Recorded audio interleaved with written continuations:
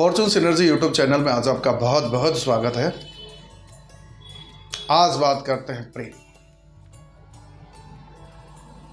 हालांकि प्रेम के अनेकों रूप हैं।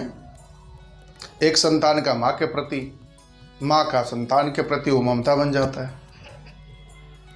मित्रों का, भाई भाइयों का स्नेह, भाई बहन का, बहन भाई का, समाज का। लेकिन आज जिस प्रेम पर हम चर्चा कर रहे हैं वो है एक पुरुष का एक महिला से प्रेम, एक महिला से एक पुरुष का प्रेम। तो अगर आप इस चैनल पर नए हैं, इस चैनल को जरूर सब्सक्राइब करिए, लाइक करिए, कमेंट करिए। अगर वीडियो अच्छा लगता है तो लोगों को शेयर भी करिए। तो आगे बढ़ते हैं। जन्म पत्रिका का प्रथम भाव आपका लग्न भाव होता है, जो आप स्वयं हैं। लग्न और लग्नेश जितना मजबूत होगा और जितना ताकत में होगा, उतना ही दुनिया आपकी लोहा को मानेगी। तो कोई भी जीवन में घटना घटती है तो लग्न और लग्नेश का महत्वपूर्ण स्थान है ही है। लग्न मजबूत है, लग्नेश की स्थिति मजबूत है, तो आपको आगे बढ़ने, जो भी डिसीजन ले लेंगे, जहां भी बढ़ना होगा, कुछ भी करना, आप बेधड़क आगे बढ़ जाएंगे और कर लेंगे। लेकिन प्रेम आपके जन्म पत्रिका का 5वां घर बताता है। पंचमेश आपके प्रेम के कारक होते हैं। पंचमेश की स्थिति आपकी जन्म पत्रिका में कहां बैठी है, ये डिसाइड करेंगे आपके जीवन में प्रेम होए या नहीं है, होगा या नहीं होगा। और होगा तो कैसा होगा? क्या धोखे वाला प्रेम होगा या बदनामी वाला प्रेम होगा? वैसे भी प्रेम की परिणति क्या है? प्रेम की परिणति या तो विवाह है या संबंध विच्छेद है। तो ये जन्म पत्रिका बताती है, आपके जन्म पत्रिका का 5वां घर निर्देशित करता है कि आपके जीवन में प्रेम की क्या स्थिति है। तो उसके लिए पंचमेश को देखिए कहां कुंडली में बैठे हुए हैं। ग्रह जो मुख्य कारक होते हैं प्रेम के, चंद्रमा और शुक्र। चंद्रमा भी कारक होते हैं और शुक्र भी कारक होते हैं। तो चंद्रमा और शुक्र की क्या स्थिति है? काल पुरुष की कुंडली में शुक्र जो है प्रेम के कारक हैं और चंद्रमा आपकी मन स्थिति के कारक हैं। जब मन स्थिति ठीक रहेगी जब भी तो आपका कहीं से लगाव हो सकता है। तो कुंडली का पंचम भाव पंचमेश की क्या स्थिति है? अगर पंचमेश अच्छे केंद्र भाव में बैठे हैं, त्रिकोण भाव में बैठे हैं और शुभ ग्रह की दृष्टि है तो आपको प्रेम होगा। चंद्रमा शुक्र एक साथ बैठ गई है, कहीं न परस्पर एक दूसरे पर दृष्टि है या उनमें नक्षत्र परिवर्तन हो गया तो आपको प्रेम होगा। आपकी कुंडली में शुक्र नीच नहीं होना चाहिए, शुक्र अस्त नहीं होना चाहिए और शुक्र वक्री नहीं होना चाहिए। अगर ये तीनों स्थिति आपके शुक्र की है तो आपका प्रेम कभी भी सफल नहीं हो सकता। और चंद्रमा आपकी मन स्थिति को बताते हैं। चंद्रमा की स्थिति अगर अब अच्छी है तो कैसी भी परेशानी हो जीवन में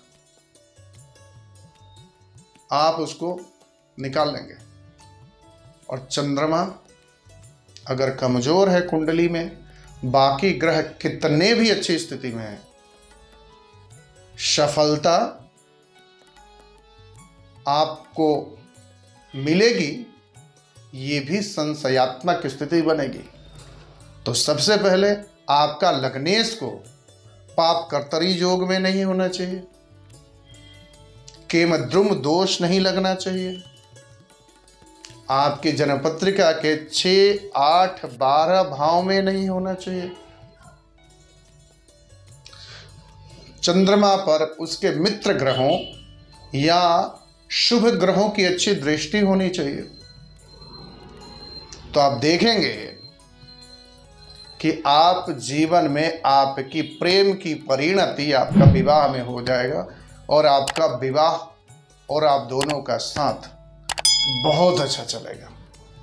लेकिन वही स्थिति चंद्रमा अगर कुंडली में ठीक नहीं है, शुक्र अगर आपकी जन्म पत्रिका के 6ठे भाव, 8वें भाव और 12वें भाव में बैठ जाए, उन पर कहीं भी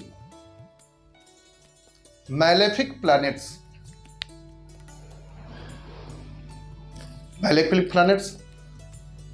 शनि, मंगल, केतु, राहु और सूर्य की दृष्टि बन जाए या किसी न किसी रूप में संबंध बन जाए, तो यह मान के चलिए कि आपका प्रेम संबंध कभी भी सफल नहीं होगा। दूसरी बात, दशाओं क्या क्या परिस्थिति बनती है। अगर आपकी कुंडली में कौन सी दशा चल रही है, अगर प्रेम के कारक ग्रहों के चल रही है तो उसी स्थिति में प्रेम होगा। अगर बीच में किसी मारक ग्रह की स्थिति आ गई या कोई ऐसा योग बना हुआ है कुंडली में जो उसको निगेट कर रहा है, नकारात्मक दृष्टि दे रहा है, तो उसमें आपके संबंध टूट जाएंगे। तो इस चीज का निरीक्षण करना जरूरी है। दूसरी स्थिति यह है कि आपके प्रेम के जो कारक ग्रह हैं शुक्र, राहु से संबंध नहीं बनाए, शनि से संबंध नहीं बनाए, मंगल से संबंध नहीं बनाए, शुभ ग्रह की दृष्टि होगी